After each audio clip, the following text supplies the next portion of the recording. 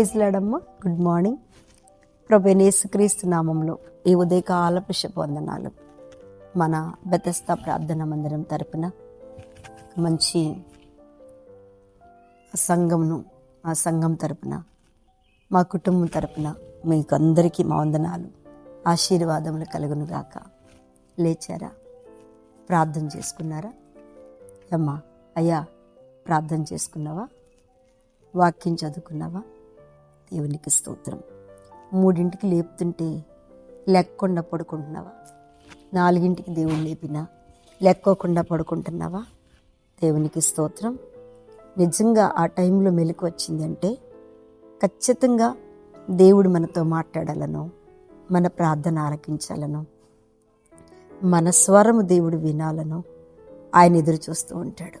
మన కోసం, మన స్వరం కొరకు, మన స్తుతి కొరకు, మనం చేసే ప్రార్థన విజ్ఞాపన కొరకు మన ప్రభు ఎదురు చూస్తూ ఉంటాడు. చేసావా? అందుకని అవును, చెయ్యాలి. చేస్తున్నారు కూడా. అలా ప్రతిరోజు చేస్తున్నా మీ అందరికీ మీరు లెగంగానే దేవుని ముఖాన్ని చూస్తున్నారు. మీరు వింటమే దేవుని స్వరం వింటున్నారు. ఇంకా మీరు నడవటం ప్రారంభించటమే దేవునితో కలిసి నడవటం ప్రారంభిస్తున్నారు. ఎంత అద్భుతమైన కృప!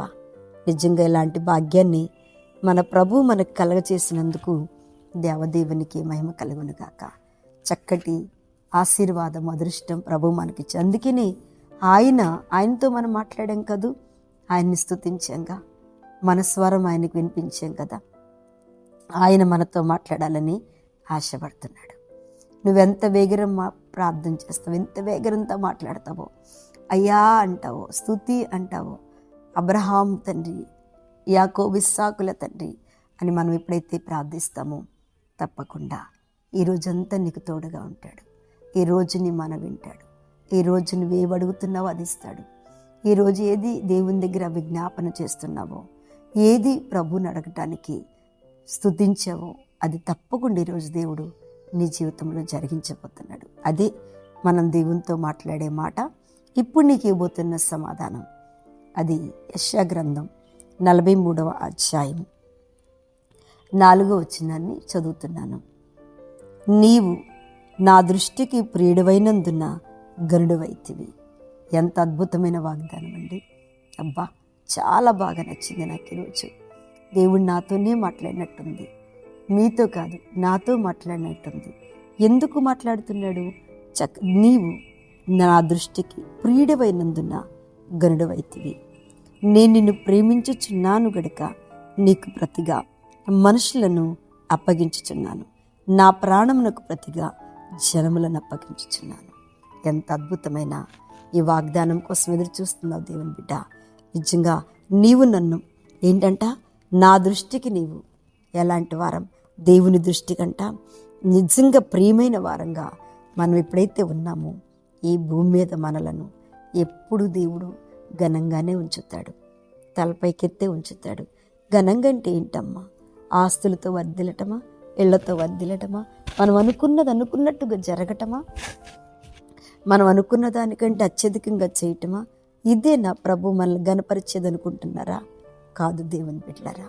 నిశ్చయముగా ఆయన మనతో ఉంటే ఆ గాలి తుఫానులో, సముద్రంలో, ఆ వాడ సముద్రంలో కొట్టుకుపోతున్నప్పుడు వాళ్ళు కేకలేశారు, ప్రభువా మేము నశించిపోతున్నాం, నీకు చింత లేదా అని కేకేసినప్పుడు దేవుడు వాళ్ళతో ఎంత మాట అన్నాడు తెలుసా?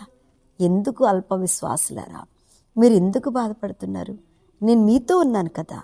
అవును దేవుని బిడ్డలారా, నీవు ఘనముగా ఉండాలి అంటే శోధనలు కావాలి, అనారోగ్యాలు కావాలి, కన్నీరు కావాలి, కష్టాలు కావాలి, మనం అనుకున్న కొన్ని విషయాలు ఆగిపోయి ఉండాలి.